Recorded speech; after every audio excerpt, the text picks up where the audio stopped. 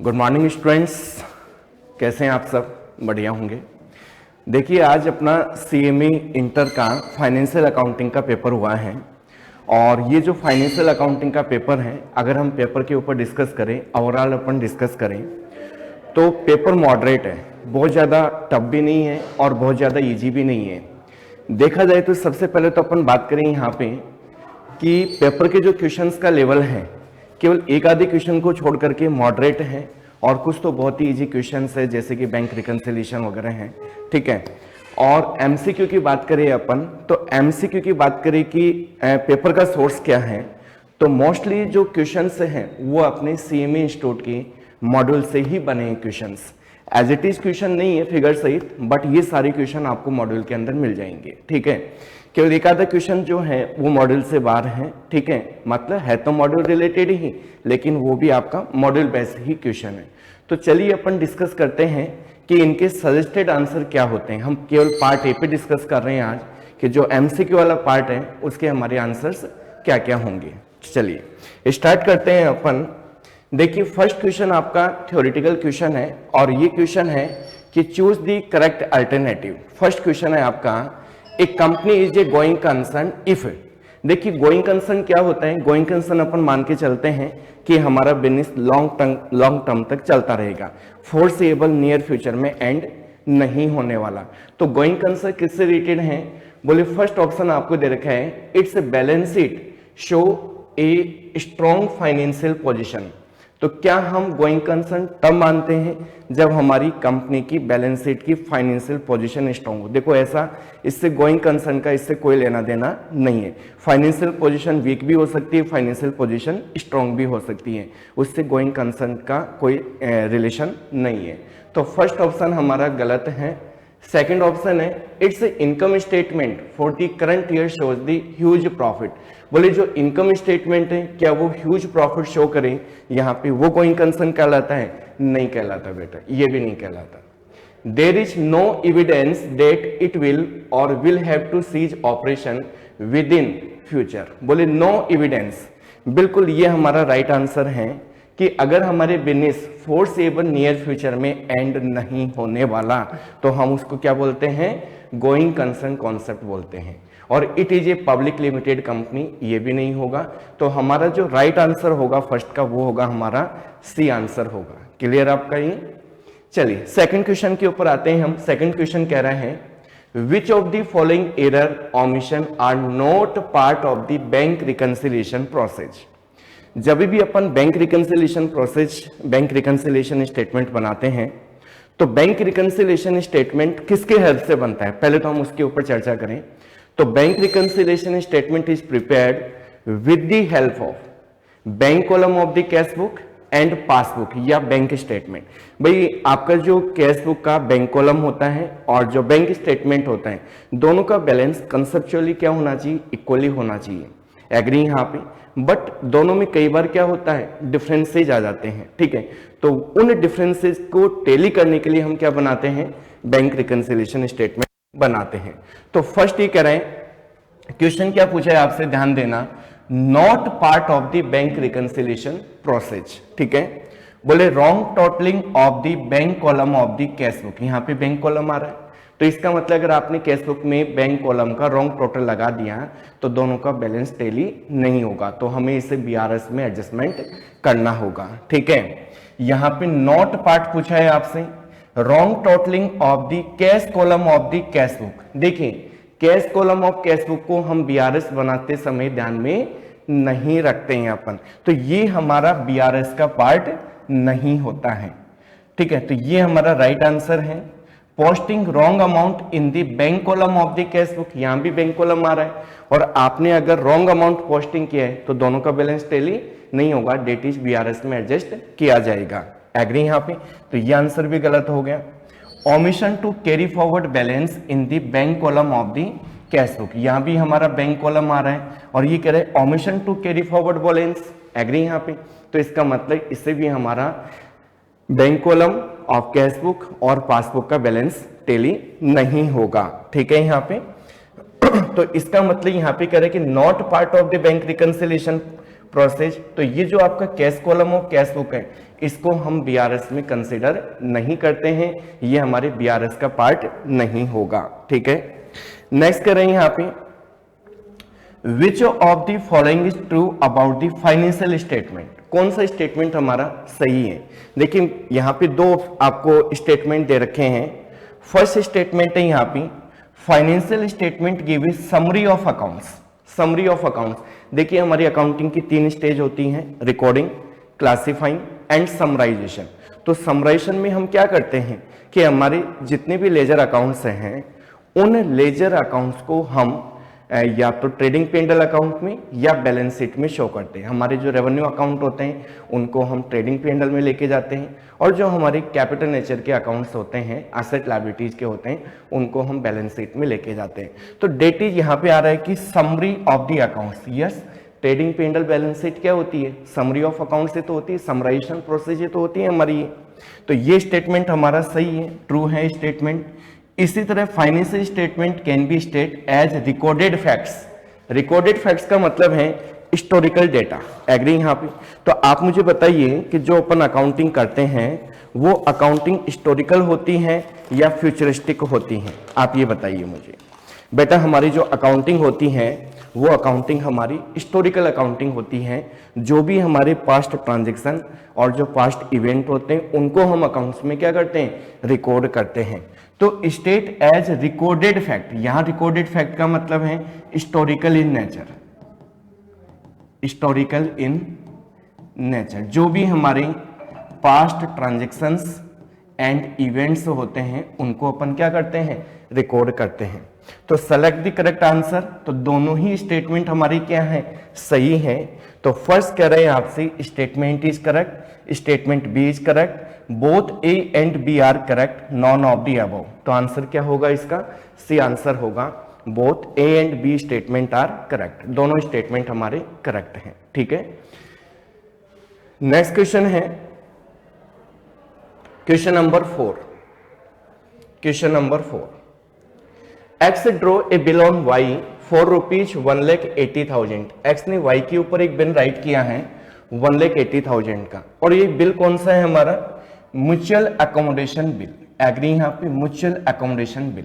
और mutual accommodation bill में क्या होता है कि यहाँ पे कोई ट्रेडिंग ट्रांजैक्शन नहीं होता है, कोई परचेज सेल का ट्रांजैक्शन नहीं होता है।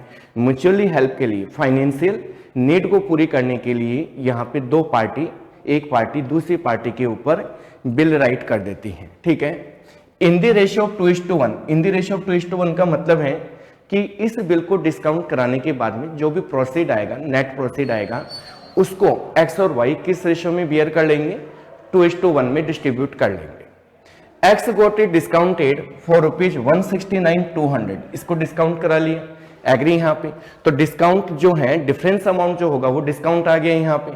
Discount also shared in the ratio of amount distributed and remitted 1/3 of the proceed to Y. जितना भी अमाउंट आया उसका 1/3 किसको ट्रांसफर कर दिया, वाई को ट्रांसफर कर दिया। तो इसका ना ये अमाउंट हमारे पास आया था, तो यहाँ इस अमाउंट का हम डिस्ट्रीब्यूशन देखें एक्स और वाई, तो यहाँ पे हो गया 169,200 का कितना, 1/3 तो किसको ट्रांसफर कर दिया, वाई को ट्रांसफर कर दिया। और 169,200 का 2/3 किसके पास रह गया, एक्स के पास रह गया यहाँ पे। एग्री? जो डिस्काउंट आया होगा उस डिस्काउंट को भी क्या किया होगा, सेम प्रोपोर्शन में डिस्ट्रीब्यूट किया होगा। अगर हम डिस्काउंट की बात करें तो डिस्काउंट कितना आ गया हमारे पास, डिस्काउंट आ गया 10,800। डिस्काउंट कितना आ गया 10,800, इसका 2/3 और 10,800 का कितना 1/3। एग्री यहाँ पे? क्लियर आपको ये? आगे कह रहा है, how much money should be remitted by X to Y at the time of maturity so as to enable Y to honour the bill. जब इस बिल की मैच्योरिटी डेट आएगी तो बेटा एक्स ने वाई के ऊपर राइट किया है, तो जो ड्रॉई है वो कौन है, वाई है।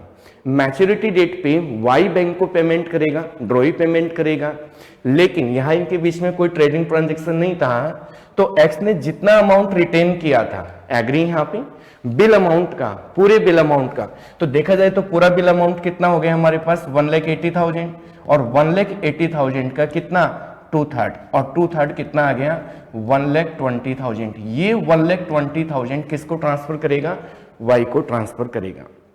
और y क्या करेगा, कुछ अमाउंट पहले आ चुका है इसके पास कैश अमाउंट में से, जो डिस्काउंट था वो खुद बियर करेगा, अपनी पॉकेट से बियर करेगा, और बैंक को कितना पेमेंट कर देगा 1,80,000 का पेमेंट कर देगा। तो बहुत ही सिंपल क्वेश्चन है, इसमें कोई डिस्काउंट वगैरह आपको कैलकुलेट नहीं करना, आपको सिंपल, अगर आपने पढ़ा है तो आपको बिल्कुल पता है कि बिल अमाउंट का जो रेशियो है 2:1, तो यहाँ पे x अपने हिस्से का मतलब 2/3 किसको ट्रांसफर कर देगा, y को ट्रांसफर कर देगा। सो आंसर विल बी ए, ये आंसर होगा इसका। x कितना अमाउंट ट्रांसफर करेगा y को, 1,20,000 का अमाउंट ट्रांसफर करेगा। ठीक है, नेक्स्ट क्वेश्चन है क्वेश्चन नंबर 5। ये आपका इनकम्प्लीट रिकॉर्ड से लिया है क्वेश्चन। ठीक है, a firm had a capital balance of ₹1 lakh at the beginning of the year. Beginning में कितना अमाउंट था कैपिटल का, 1 लाख रुपए। So opening capital is equal to कितना, 1 लाख रुपए। At the end of the year firm has total assets 1,50,000 and total liabilities of 70,000। End की बात कर रहे हैं, तो ईयर एंड पे अगर हम बात करें कि हमारी कैपिटल कितनी होगी, तो कैपिटल होगी असेट माइनस लायबिलिटीज। असेट कितने की है 1,50,000 की, लायबिलिटी कितने की है 70,000 की। इट मींस क्लोजिंग कैपिटल हमारे पास कितनी है 80,000 की क्लोजिंग कैपिटल है। ओपनिंग कैपिटल कितनी थी 1 लाख की, और क्लोजिंग कैपिटल कितनी आ गई 80,000 की। इफ द टोटल विड्रॉल का मतलब है ड्रॉइंग्स, बोले करंट पीरियड की ड्राइंग्स आपको दे रखी है कितने की 30,000 की। तो देखो बेटा, इसको दो तरीके से अपन कर सकते हैं। आपको पता है कि जो हमारी ओपनिंग कैपिटल होती है उसमें हम ड्राइंग्स क्या कर देते हैं, माइनस कर देते हैं। तो ड्राइंग्स अगर हम 30,000 माइनस कर दें तो हमारी जो क्लोजिंग कैपिटल है वो क्लोजिंग कैपिटल कितनी होनी चाहिए 70,000। अगर कोई प्रॉफिट लॉस नहीं होता है तो क्लोजिंग कैपिटल कितनी होनी चाहिए 70,000। जबकि हमारी जो एक्चुअल क्लोजिंग कैपिटल है, एक्चुअल क्लोजिंग कैपिटल कितनी आ रही है 80,000। इसका मतलब ओपनिंग से क्लोजिंग कैपिटल क्या हो रहा है, इंक्रीज हो रहा है। तो यहां जो बैलेंसिंग फिगर आ रहा है, बैलेंसिंग फिगर कितना आ रहा है 10,000 आ रहा है। सो 10,000 इज दी प्रॉफिट। कितना प्रॉफिट हुआ होगा 10,000 इज दी प्रॉफिट। दूसरे तरीके से अगर हम करना चाहें तो हमारा जो क्लोजिंग कैपिटल है इसको ऐसे भी कर सकते हैं हम, क्लोजिंग कैपिटल कितना है हमारा 80,000। अब ओपनिंग कैपिटल में ड्राइंग्स माइनस होता है तो क्लोजिंग कैपिटल में ड्राइंग्स क्या कर देंगे, प्लस कर देंगे। ड्राइंग्स कितना 30,000 इज इक्वल टू कितना 1,10,000 माइनस ओपनिंग कैपिटल कितनी थी 1 लाख। सो 10,000 पॉजिटिव है तो प्रॉफिट कितना आ गया 10,000। So answer will be A. Agree, यहां पे प्रॉफिट कितना होगा 10,000 रुपए का प्रॉफिट होगा। ठीक है, नेक्स्ट क्वेश्चन है, ये आपका AS 22 से लिया है, accounting for taxes on income. AS 22 का क्वेश्चन है जिसमें अपन को डेफर्ड टैक्स असेट और डेफर्ड टैक्स लायबिलिटी आपको क्रिएट करना है। देखिए क्या कह रहा है, बोले depreciation charge to income statement कितना 8 लाख रुपए का। मतलब as per books of accounts depreciation कितना है 8 लाख रुपए का। Depreciation under section 32 of the income tax act is 20 lakh, जबकि सेक्शन 32 में डेप्रिसिएशन कितना लगाया हमने 20 लाख का। Unamortized preliminary expenses as per the income tax records कितना है 1,50,000 का। अनअमोर्टाइज्ड प्रीलिमिनरी एक्सपेंसेज मतलब ऐसे एक्सपेंसेज जिनका हमें इनकम टैक्स में डिडक्शन नहीं मिला। एग्री यहां पे। नेक्स्ट कर रहे हैं, कॉर्पोरेट टैक्स रेट इज 40% है। In this situation amount of deferred tax asset and deferred tax liability to be created. अब देखो हमें दोनों आइटम के लिए अलग अलग देखना पड़ेगा कि कौन से आइटम के लिए हमारा डेफर्ड टैक्स असेट बनेगा और कौन से आइटम के लिए हमारा डेफर्ड टैक्स लायबिलिटी बनेगा। तो चलिए अपन बात करते हैं यहाँ पे। देखिए, एक तो हमारे पास अकाउंट्स के अकॉर्डिंग प्रॉफिट लॉस है और एक हमारा टैक्स के अकॉर्डिंग प्रॉफिट लॉस है। हम देखते हैं कि DTA बनेगा या DTL बनेगा, डेफर्ड टैक्स असेट बनेगा या डेफर्ड टैक्स लायबिलिटी बनेगा। ध्यान दीजिए, पहले हम फर्स्ट आइटम लेते हैं। फर्स्ट आइटम कह रहे हैं कि depreciation as per income statement, accounts में आपने डेप्रिसिएशन कितना लगाया, 8 लाख रुपए का, जबकि सेक्शन 32 में डेप्रिसिएशन कितना लगाया है, यहाँ पे टैक्स में डेप्रिसिएशन आ रहा था 20 लाख का। एग्री यहाँ पे। अब हुआ क्या होगा कि आपका जो प्रोविजन फॉर टैक्स बना होगा वो किसके अकॉर्डिंग बना होगा, टैक्सेशन के अकॉर्डिंग बना होगा। प्रोविजन फॉर टैक्स किसके अकॉर्डिंग बना होगा, टैक्सेशन के अकॉर्डिंग। तो यहां डेप्रिसिएशन आपने ज्यादा चार्ज किया, डेप्रिसिएशन ज्यादा चार्ज किया। कितना ज्यादा चार्ज किया आपने डेप्रिसिएशन, बोले टैक्सेशन में हमने डेप्रिसिएशन 12 लाख रुपए ज्यादा चार्ज किया। कितना एक्स्ट्रा डेप्रिसिएशन चार्ज किया, 12 लाख रुपए का डेप्रिसिएशन ज्यादा चार्ज किया। तो हुआ क्या होगा कि हमारा जो टैक्सेबल प्रॉफिट है, हमारा जो टैक्सेबल प्रॉफिट है एज पर इनकम टैक्स, ज्यादा डेप्रिसिएशन चार्ज किया तो हमारा टैक्सेबल प्रॉफिट कम हो गया, और टैक्सेबल प्रॉफिट कम हो गया तो हमारा जो प्रोविजन फॉर टैक्स बना होगा वो कम बना होगा, हमने जो टैक्स दिया होगा वो कम दिया होगा, जबकि अकाउंट्स के अकॉर्डिंग हमारा प्रॉफिट क्या आ रहा है, ज्यादा आ रहा है। एग्री। तो आपने करंट ईयर की टैक्स लायबिलिटी रिड्यूस हो गई, और ये लायबिलिटी कब अराइज होगी, फ्यूचर में अराइज होगी, क्योंकि टाइमिंग डिफरेंसेज है।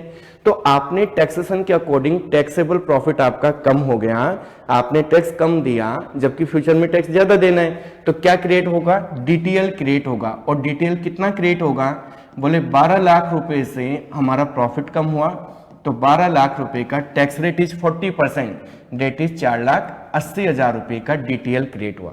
एग्री यहाँ पे। नेक्स्ट हमारे कह रहे हैं कि unamortized preliminary expenses as per income tax act. Unamortized मतलब जिसका हमें डिडक्शन नहीं मिला, इसका मतलब अकाउंट्स में तो हमें डिडक्शन मिल गया, अकाउंट्स में तो कितने का डिडक्शन मिल गया, 1.5 लाख का डिडक्शन मिल गया, और यहां हमारा अनअमोर्टाइज रहा, मतलब हमें डिडक्शन नहीं मिला। ये एज पर इनकम टैक्स कह रहा है। तो जब यहां पे हमें डिडक्शन नहीं मिला तो यहां का प्रॉफिट हमारा क्या हो गया, ज्यादा हो गया, टैक्सेबल प्रॉफिट ज्यादा हो गया। और टैक्सेबल प्रॉफिट ज्यादा होने का मतलब क्या है कि हमारा प्रोविजन फॉर टैक्स ज्यादा बना होगा। एग्री यहाँ पे, मतलब हमने टैक्स ज्यादा पे कर दिया, करंट ईयर में टैक्स ज्यादा पे कर दिया, डेट इज प्रीपेड टैक्स हो गया हमारा, और प्रीपेड टैक्स हो गया जो कि आगे जाके रिवर्सल हो जाएगा यहाँ पे। तो यहाँ पे डीटीए क्रिएट होगा, डीटीए कितना क्रिएट होगा, बोले 1,50,000 का 40% इज इक्वल टू डीटीए कितना क्रिएट हो जाएगा, 60,000 का डीटीए क्रिएट हो जाएगा। अब देखिए दोनों का नेट इफेक्ट देखें, तो लायबिलिटी क्रिएट कितनी हो रही है, 480 की, और डीटीए कितना क्रिएट हो रहा है, एसेट कितना क्रिएट हो रहा है, 60,000 का। तो नेट हमारा जो होगा 4,80,000 का डीटीएल माइनस 60,000 का डीटीए इज इक्वल टू 4,20,000। 4,20,000 का क्या बनेगा, यहाँ पे डेफर्ड टैक्स लायबिलिटी क्रिएट होगा। तो देखिए आंसर यहाँ पे डेफर्ड टैक्स एसेट नहीं आएगा, deferred tax liability, yes deferred tax liability कितना है, 4,20,000। ठीक है, डेफर्ड टैक्स लायबिलिटी 480 आएगा नहीं, 480 आएगा नहीं, तो ये दोनों आंसर हमारे गलत हो गए। हमारा जो राइट आंसर होगा वो होगा बी। क्लियर यहाँ पे। चलिए नेक्स्ट क्वेश्चन की बात करते हैं अपन, क्वेश्चन नंबर 7। क्वेश्चन नंबर 7 ये कह रहे कि provision for doubtful debts as on 1 April 23 was ₹14,000। देखिए आपको प्रोविजन अकाउंट ओपन कर लेते हैं, provision for bad and doubtful debts, provision for bad and doubtful debt, opening balance आ रहे हैं बाई बैलेंस बीडी कितना, 14,000। During the year 23-24 bad debts was 9,500, मतलब करंट ईयर के बैड डेट्स, ये करंट ईयर के बैड डेट्स थे, इसका मतलब इसकी एंट्री अपन कर चुके हैं। तो एक बैड डेट्स अकाउंट और ओपन कर लेते हैं अपन, बैड डेट्स अकाउंट, और बैड डेट्स अकाउंट में to balance BD, to balance BD कितना आ रहा है आपका, 9,500। This sundry debtors as on 31st March were 3,25,000 and provision is to be made 5% on the debtors. As on 31st March 24, there were additional bad debts of ₹2,500. The provision for doubtful debts will be, बोलिए कितना provision बनेगा। तो देखिए यहाँ पे अपन बात करें, the provision for doubtful debts will be, अब देखिए फर्दर बैड डेट्स कितना हुआ हमारा, फर्दर बैड डेट्स हो रहा है 2,500। जब फर्दर बैड डेट्स की बात करेंगे तो यहाँ पे टू डेटर्स कितना और हो गया हमारा, 2500। टोटल हमारा बैड डेट्स कितना हो गया 12000। इसको अपन कहाँ ट्रांसफर कर देते हैं, प्रोविजन में ट्रांसफर कर देते हैं। Provision for bad and doubtful dates कितना चला जाएगा 12000। ये अकाउंट तो क्लोज हो गया। और प्रोविजन में हमारे पास कितना आ जाएगा, प्रोविजन में यहाँ पे लिखेंगे 2 बैड डेट्स। 2 बैड डेट्स कितना है हमारा 2 बैड डेट्स 12000। एग्री, यहाँ पे 2 बैड डेट्स कितना 12000। अब आगे ये कह रहे हैं कि साहब हमें प्रोविजन कितना बनाना है, प्रोविजन कितना बनाना है 5% ऑन डेटर्स। अगर हम डेटर्स की बात करें तो डेटर्स हमारे कितने थे, डेटर्स थे 3,25,000। डेटर्स कितने के थे 3,25,000 की। अब उसमें जो ऑलरेडी हमारे पास बैड डेट्स थे 9,500, उनकी तो एंट्री हो चुकी। लेकिन जो हमारे एडिशनल बैड डेट्स हैं कितने के 2,500 के, ये एडिशनल बैड डेट्स अपन को माइनस करने पड़ेंगे 2,500। तो हमारे डेटर्स कितने बचे 3,22,500, 322,500। और इस 322,500 का कितना परसेंट प्रोविजन बनाना है हमें 5% प्रोविजन बनाना है।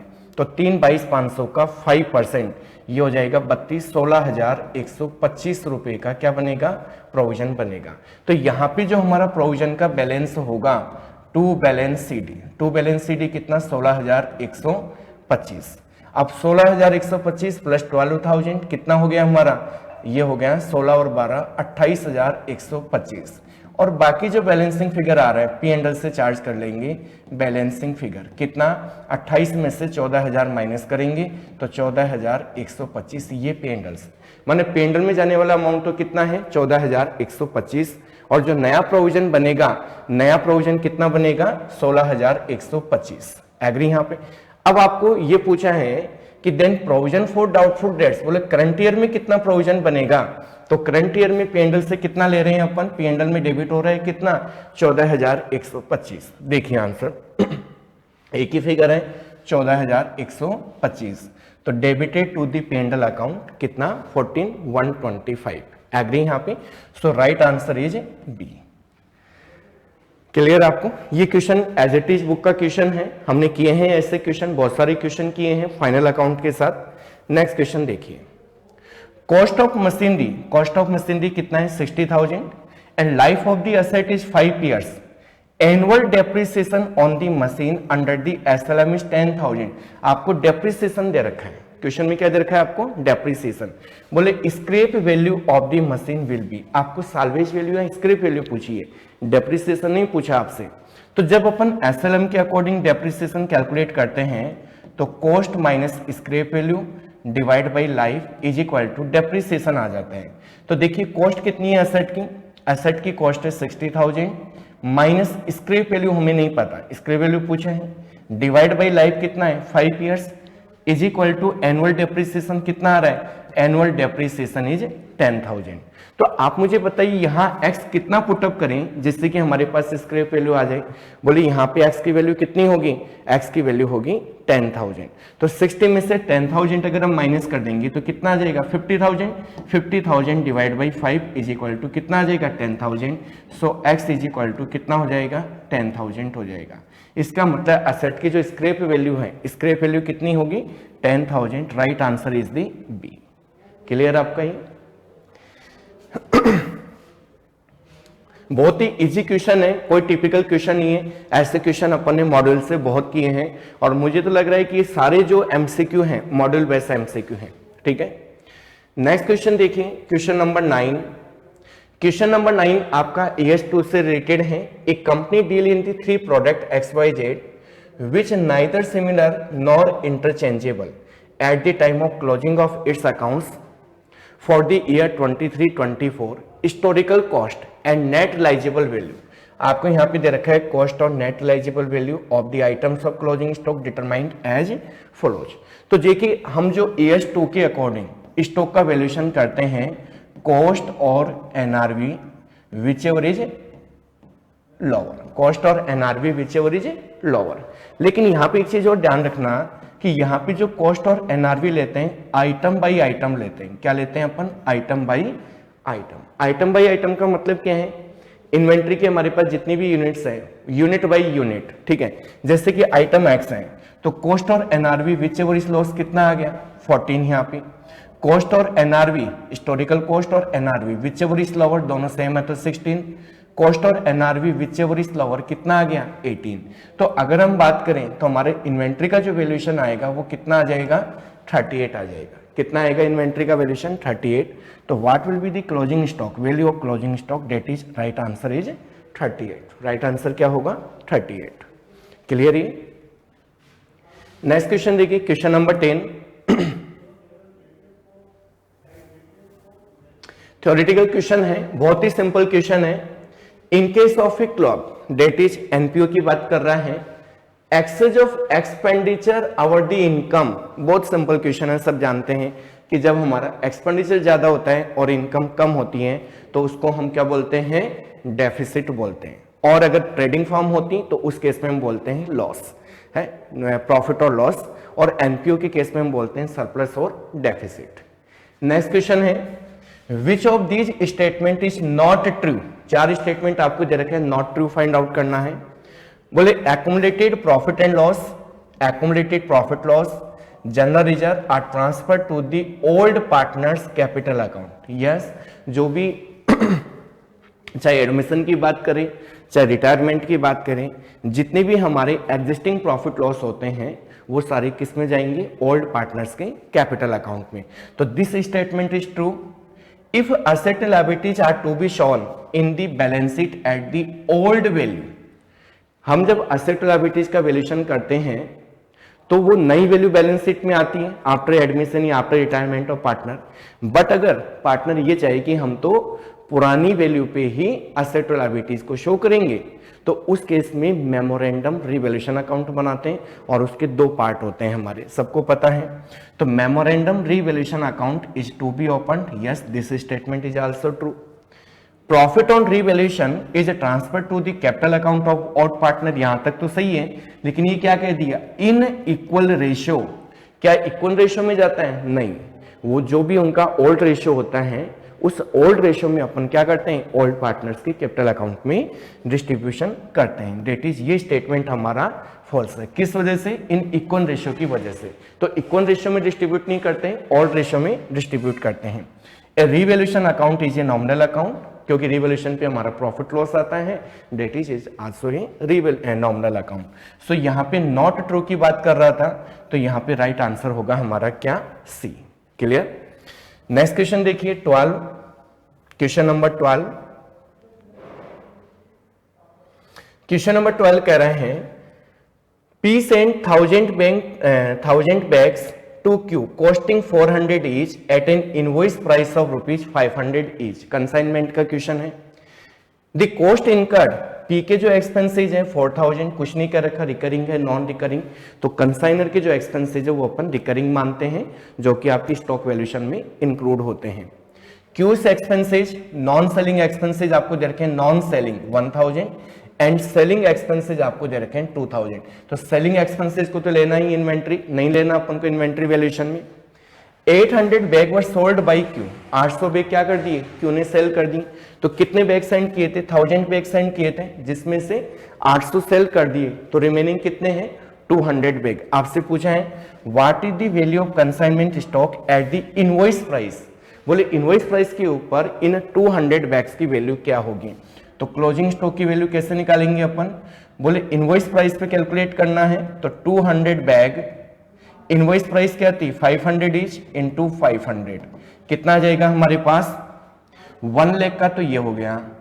अब इसमें अपन एक्सपेंसेज ऐड करेंगे। एक्सपेंसेज किसके, पहले पी की बात करें तो पी के एक्सपेंसेज कितने हैं 4000, पी के एक्सपेंसेज है 4000, कितने बैग्स के ऊपर 1000 बैग्स के ऊपर। एग्री यहाँ पे, तो 4 रुपए पर बैग हो गया। इन्वेंट्री कितना है 200 का, 200 बैग, तो 200 इंटू 4 कितना आ जाएगा 800।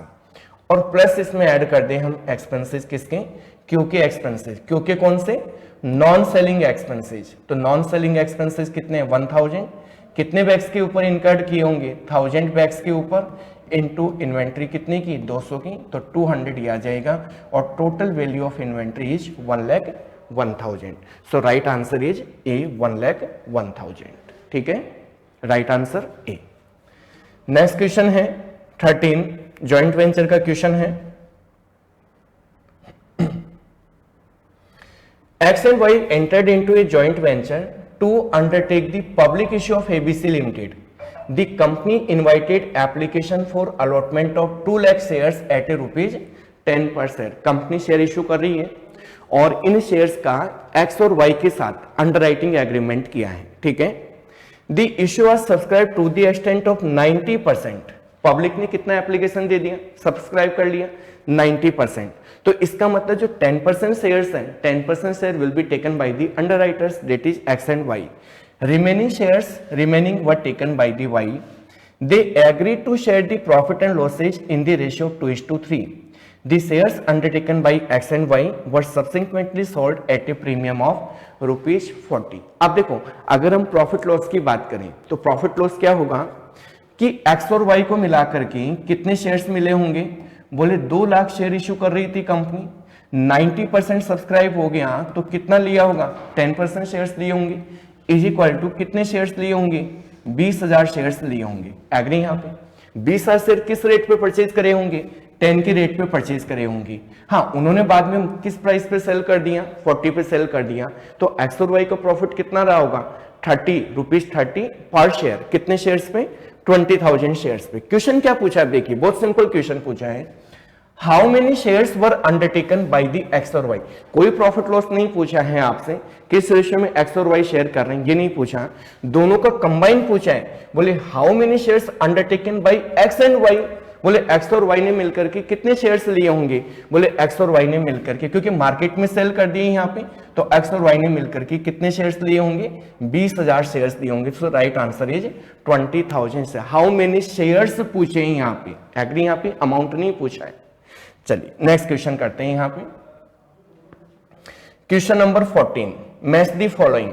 देखिए ये क्वेश्चन जो है ये आपका मिक्स क्वेश्चन है, जिसमें आपका अकाउंटिंग स्टैंडर्ड भी दे दिया, और हमारे जो एफए के सिलेबस में अकाउंटिंग स्टैंडर्ड थे, AS1 था disclosure of accounting policies, AS10 था प्रॉपर्टी प्लांट इक्विपमेंट, AS12 था आपका, AS16 था आपका, 16 और 12 आपका था गवर्नमेंट ग्रांट से रिलेटेड, 16 था आपका बोरोइंग कॉस्ट से रिलेटेड, और AS22 accounting for taxes on income. अब यहाँ पे AS के साथ साथ आपको यहाँ पे दे दिया इंड AS16 और इंड AS20। तो देखिए ये जो दोनों AS हैं, इंड AS16 और AS10, ये है आपका PPE से रिलेटेड, और AS12 और AS23, 12 और 23 ये किससे रिलेटेड है, आपका बोरोइंग कॉस्ट से रिलेटेड है, बोरोइंग कॉस्ट। अब एफए के सिलेबस में हमारे इंड AS नहीं थे, ठीक है, इंड AS थे हमारे कॉर्पोरेट अकाउंटिंग में, ठीक है, तो कुछ हद तक सेम से ही है, कॉर्पोरेट अकाउंटिंग में पढ़ा है, कंपैरिजन किया है, आपको इसमें मैच करना है। अब मैच देखिए क्या कह रहे हैं, बोले qualifying assets will never include the biological assets. जब अपन AS की बात करते हैं, PPE की बात करते हैं, तो PPE में हमारा बायोलॉजिकल असेट्स इंक्लूड नहीं होता है। एग्री यहाँ पे, government grant as capital contribution are specifically recognised, no recognition criteria for fix assets are laid down. Recognition criteria ये आपकी इंड AS में बता रखा है, इंड AS आपका 16 में, कि हम PPE को कब रिकॉग्नाइज करते हैं। 2 कंडीशन होती हैं कि जब फ्यूचर इकोनॉमिक बेनिफिट अराइज हो और उन बेनिफिट्स को हम रिलायबली क्या कर पाए, मेजर कर पाए। PPE acquired in exchange of the non monetary asset is recognised at the fair value. तो यहाँ जो मैचिंग होगा, अगर हम फर्स्ट की बात करें यहाँ पे इंड AS16, तो इंड AS16 में यहाँ पे हमारा जो आंसर होगा वो D होगा। बोले PPE acquired in exchange of non monetary asset is recognised at the fair value. देखिए वैसे जब अपन इंड AS16 की बात करते हैं और जब नॉन मॉनेटरी एसेट मतलब एक्सचेंज को आप समझते हैं, कोई एसेट ले रहे हैं और उसके बदले एसेट दे रहे हैं, तो फर्स्ट प्रायोरिटी तो हमारी क्या होती है कि जो एसेट अपन दे रहे हैं उसकी फेयर वैल्यू, या फिर जो एसेट ले रहे हैं उसकी फेयर वैल्यू। जब दोनों ही रिलायबली अपन मेजर नहीं कर पा रहे हैं तो फिर अपन फेयर वैल्यू पे मेजर करते हैं। फेयर वैल्यू क्या होता है, जिस प्राइस के ऊपर विलिंग बायर और सेलर एग्री होते हैं, that is the fair price. तो फर्स्ट का जो आंसर होगा इंड AS का वो होगा आपका D, ये आपका फर्स्ट का होना चाहिए D। सेकंड है AS10, AS10 में जो आंसर आएगा AS10 PPE का है, no recognition criteria for the fix assets are laid down. ये आपका इंड AS में क्राइटेरिया जो 2 कंडीशन की अगर अपन ने बात करी वो आपके AS में नहीं है, तो सेकंड का आंसर होगा C। नेक्स्ट है AS12, AS12 थर्ड के अंदर बात करें तो AS12 में आपका बोले qualifying assets will never include the biological assets, ठीक है, तो बायोलॉजिकल एसेट्स हमारा क्वालिफाइंग एसेट्स में इंक्लूड नहीं होता है, ठीक है।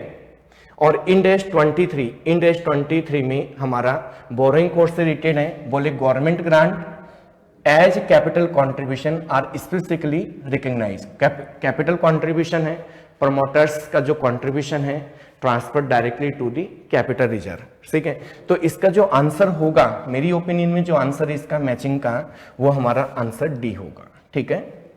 चलिए नेक्स्ट करें यहाँ पे, लास्ट क्वेश्चन है 15 question, state which of the following statement is correct. बोले stock and debtor system of maintaining the branch account is used for the independent branches. No, ये इंडिपेंडेंट ब्रांचेज के लिए नहीं होता है, ये कौन से ब्रांचेज के लिए होता है, डिपेंडेंट ब्रांचेज के लिए होता है। तो जब डिपेंडेंट ब्रांचेज होते हैं, फर्स्ट मेथड हमारा होता है डेटर्स मेथड, सेकंड मेथड होता है stock and debtors method. The buyer get the immediate position but not ownership of the assets under the instalment payment system. देखो बेटा, हायर परचेज में ओनरशिप नहीं मिलती है जब तक कि वो लास्ट इंस्टॉलमेंट का पेमेंट नहीं कर देते हैं, बट इंस्टॉलमेंट पेमेंट सिस्टम में ओनरशिप मिल जाती है। तो आपसे करेक्ट स्टेटमेंट पूछा है, तो ये हमारा करेक्ट स्टेटमेंट नहीं है, ये हमारा आंसर गलत हो गया। ये कह रहा है but not ownership of the asset under the instalment system, नहीं, ओनरशिप मिल जाती है, ये स्टेटमेंट हमारा गलत है। Unusual items and defective items are separate under the insurance claim. देखिए, जब अपन स्टॉक का इंश्योरेंस क्लेम निकालते हैं तो जो हमारे एबनॉर्मल आइटम्स होते हैं, डिफेक्टिव आइटम्स होते हैं, उसको अपन सेपरेट रखते हैं। क्यों? क्योंकि आपने देखा होगा कि जब अपन क्लेम कैलकुलेट करते थे, एक नॉर्मल स्टॉक का कॉलम बनाते थे और एक एबनॉर्मल स्टॉक का कॉलम बनाते थे, क्योंकि दोनों की जीपी रेट अलग अलग हो सकती हैं, ठीक है। और ऑपरेटिंग आएगा यहाँ पे, ऑपरेशन की जगह ऑपरेटिंग लीज है, ये इज ए रिवोकेबल कॉन्ट्रैक्ट। देखिए, ऑपरेटिंग लीज देखा जाए तो रिवोकेबल है, बट कब तक, जब तक कि बायर और सेलर मतलब लेसर और लेसी एग्री नहीं हो जाते हैं, तब तक वो नॉन रिवोकेबल होते हैं। मतलब दोनों अगर एग्री होंगी तो ही क्या माना जाएगा, रिवोकेबल माना जाएगा। जो लीज पीरियड है, बिना दोनों की सहमति के उसको रिवोकेबल नहीं किया जा सकता, ठीक है। तो ये कह रहे हैं कि क्या रिवोकेबल है, इनिशियली वो रिवोकेबल नहीं होते हैं, दोनों की पार्टियों के ऊपर डिपेंड करता है। सो ये भी नहीं होगा, हमारा जो राइट आंसर होगा वो होगा हमारा अनयूजुअल आइटम और defective items are separate under the insurance claim, ठीक है। तो ये हमारे एमसीक्यू क्वेश्चन के ऊपर डिस्कस किया। देखा जाए तो जो इसका आगे के क्वेश्चंस हैं, ठीक है, वो भी हमारी बुक से ही लिए हैं, सिंपल क्वेश्चंस हैं। हाँ, थोड़ा सा पेपर का पैटर्न चेंज किया है लास्ट में, जो हमारी 7-7 नंबर की क्वेश्चन थी उनको 3, 4, 5 मार्क्स में डिवाइड कर दिया। तो इस बार इंस्टीट्यूट ने एफए के पेपर को थोड़ा सा पैटर्न चेंज किया है, 7 और मार्क्स वाले क्वेश्चंस को भी डिवाइडेशन किया है। लेकिन कोई खास बात नहीं है, बल्कि अच्छी बात है कि छोटे छोटे पार्ट्स में अगर डिवाइड किया है तो स्कोरिंग हमारा ज़्यादा होगा। Thank you. चलिए